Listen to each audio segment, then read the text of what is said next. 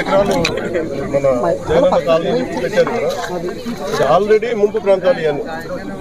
ఈ ముంపు ప్రాంతాలు ఎవరికి కొనని చోట్ల పెట్టారు. కనీసం వాళ్ళ లోపల కంప్లైంట్ ఏముంది అంటే కనీసం డ్రైనేజ్ పైపులు లేవు, బయటికి వెళ్ళే పరిస్థితులు లేవు.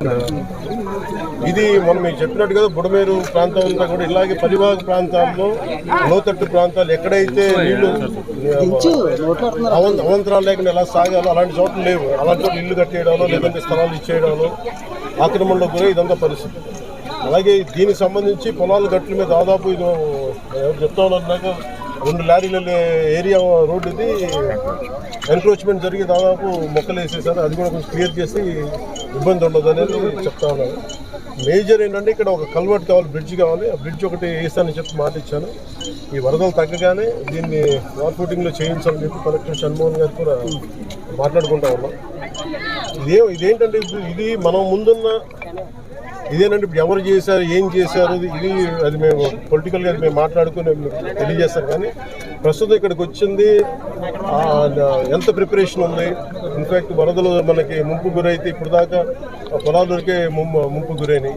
అలా కాకుండా కాలనీల్లోకి ఇళ్లలోకి వస్తే ఎంత రెడీనెస్ ఉందని యంత్రాంగాన్ని ఒకసారి పరిశీలించడానికి వచ్చాను, సమస్యలు తెలుసుకోవడానికి వచ్చాను. ఇవన్నీ ఒకసారి వరద ముంపు తగ్గగానే ఒకసారి వీటికి సమస్యలు పరిష్కారం తీసుకుని వీటికి శాశ్వత పరిష్కారాలు తీసుకుని సార్. ఇప్పుడు ఏలేరు అనేది వరదాయిని మెట్ట ప్రాంతానికి ఉమ్మడి తూర్పుగోదావరి జిల్లాలో ఇవాళ దుఃఖదాయనిగా మారింది. మొత్తం మునిగిపోతున్న పరిస్థితి. గత 5 ఏళ్లలో కనీసం పొడికి కానీ ఏ పని చేసిన పరిస్థితి. ఇప్పుడు మీరు దాని ఆధునికీకరణ కూడా మీరు కూడా మాట్లాడారు. నేను అనేది ముందు ఆధునీకరణ అనేది ముందు పక్కన పెట్టింది. గత 5 సంవత్సరాల కాలంలో వీళ్ళు కాలువలు పొడికలు తీయాలి. ఏం చేసేటి ఈజీ వీళ్ళ ఎందుకంటే ఇప్పుడు దీన్ని పొలిటికల్ రెటారిక్గా కానీ లేదా వైసీపీ తిట్టడానికి వేదికగా చేసుకోలేదు.